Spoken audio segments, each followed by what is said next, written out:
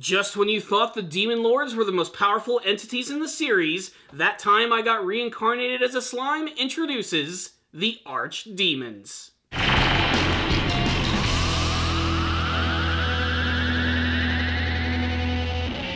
Fire, metal, and brimstone are the name of the game in this incredibly action-packed episode of That Time I Got Reincarnated as a Slime. Big fat spoiler warning if you guys have not watched this episode. Let's go ahead and jump right in. As someone who just watches the anime version, this was a pretty exciting episode as they rapidly introduced a brand new character who was teased in the last episode of the series. An episode which ultimately seemed like it was the true final episode of the season. I was a little disappointed in some aspects. I didn't think that they were actually going to give us another season, but thanks to some of my commenters and reading an article I found on Anime News Network, it has been officially revealed that there's going to be a Season 2 of That Time I Got Reincarnated as a Slime. They've already given us a visual for it, and I am pumped up. I'm so glad to see that this story is going to be continuing, and I think this episode right here is sort of serving to hype up the next season, especially because they introduce a brand new character who seems like he's going to have a very important connection to Rimuru. But what's really great about this episode is that it actually doesn't follow Rimuru at all. And I said that's great. You'd think that would be disappointing,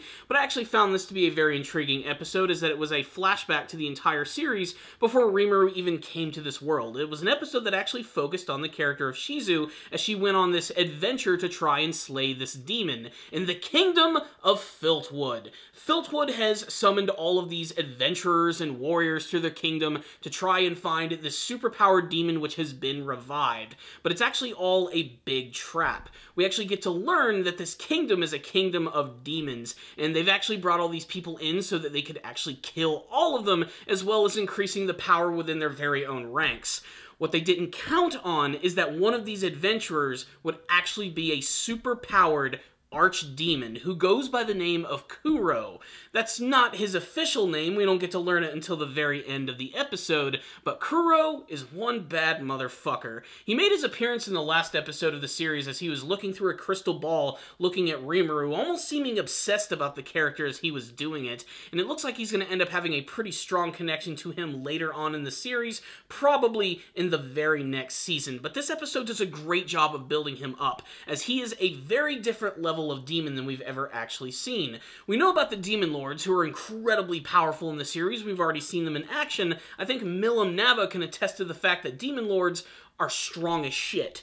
But Archdemons are on, like, an entirely different level.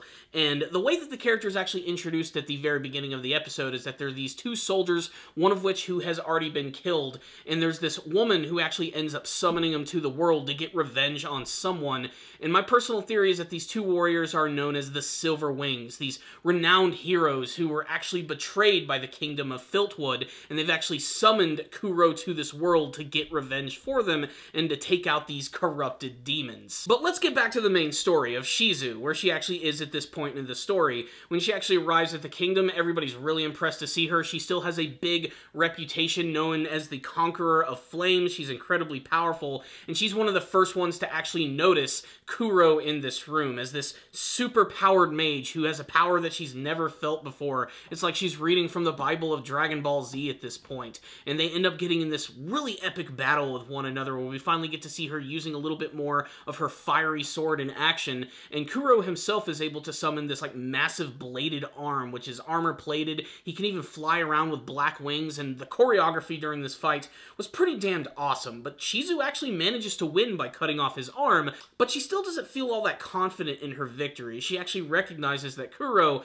is way stronger than she could even possibly fathom. In fact, that he was actually holding back the entire time. So they've been successful in exorcising a demon. It looks like Shizu is going to gain an entrance to meet the king of Filtwood. It's revealed that the king himself is actually a super-powered demon himself, who has actually been trying to bring in Shizu so that he could kill her. But right before that can happen, Kuro appears yet again and just absolutely annihilates this guy along with his henchmen. It's so incredibly satisfying too, because when he appears in the room, he just has all of the severed heads of all of these soldiers and just throws them on the ground, and it's revealed that they're all demons here. This was a great introduction to a super freaking awesome awesome character, and I can't wait to see more of why he's going to be important, and a lot of that is actually revealed in the final scene of the episode, which I'm kind of surprised that they sort of casually give it away here, but apparently at some point in the future, Rimuru is going to summon this character, Kuro, to his forces, and he's actually going to give him the name. And his name is going to be Diablo, which, yes, sounds all sorts of fucking awesome. So what's the rundown on this episode of That Time I Got Reincarnated as a Slime? This was an awesome episode, especially for someone who doesn't know anything about the manga, as I'm immediately intrigued to learn a little bit more about this character Diablo and his connection to Rimuru. If this is a character who's now going to be a part of Rimuru's forces, wow, they have just gained another super-powered ally, especially because this is a character who is implied to be one of the strongest things that we've actually seen in the series thus far. And they're also doing a great job of building up the lore and the mythology of the series by introducing a brand new class of demon, the archdemons themselves. I'm not sure how they differ too much from the actual demon lords. I'm not even really sure if they are that much stronger, but the implication is that they are super legendary and powerful. I'm glad that they actually followed up on that character, as I had no idea who he was in the last episode. Now I know that he's eventually going to be the companion of Rimuru, but how that all happens is kind of a mystery. In some senses, I kind of wish that they didn't give that away at the very end of the episode, as I think it might take away from some of the luster that is going to be the second season of the series. But damn, I cannot wait to see it unfold. And if anything, it was great to finally see another episode with Shizu again, as she's an incredibly charming and enduring character, and watching her fight is always incredibly badass, to say the least. I also love that they build up the fact that there's a lot of magic with her mask as well. That stone that's actually in the middle of it actually allows her to sort of like freeze or stop time. It's essentially the time infinity stone, and a lot of demons actually want to get their hands on it. And it made me realize that Chloe O'Bear actually has that mask now, so she's going to be able to do some really crazy time-stopping the world type shit. I cannot wait to see all of that happen. What I will say is, this was a good episode in my opinion. It delivered on some solid action, and it's really got me hyped for the next season, which is going to be coming next year, and I cannot wait to see all of that happen. And believe it or not, there's still another episode to come, which I do believe is going to be the true final episode of the season. Again, I don't know if they're going to follow up on what they showed us in the last episode, if they're going to give us more of this archdemon character, Diablo, or maybe they're just going to give us something completely different. The title, it says that it's actually going to involve something with Veldora, and that has actually already got me immediately hyped, because, I mean, let's face it, the guy hasn't appeared since, like, the second episode of the series, aside from a few very small moments. So it'd be really cool if the season actually ends with the big reappearance of Veldora. In what fashion or how that's going to play out, I have no idea, but guys, I am just so damn hyped.